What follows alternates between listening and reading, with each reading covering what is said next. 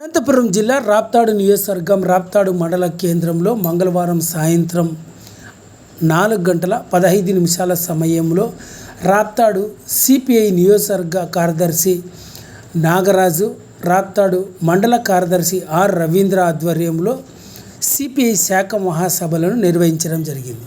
ఈ కార్యక్రమానికి ముఖ్య అతిథిగా సిపిఐ శాఖ కార్యదర్శి చలపతి, సిపిఐ జిల్లా సహాయ కార్యదర్శులు నారాయణస్వామి, మల్లికార్జున హాజరు కావడం జరిగింది.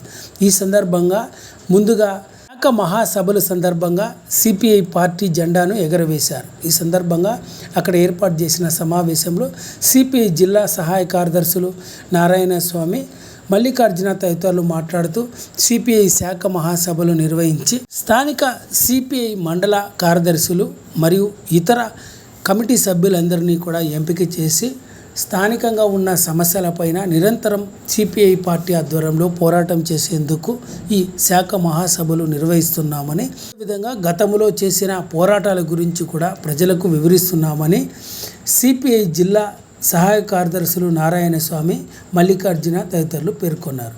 ఈ కార్యక్రమంలో స్థానిక సిపిఐ నేతలు, స్థానిక ప్రజలంతా కూడా పాల్గొన్నారు.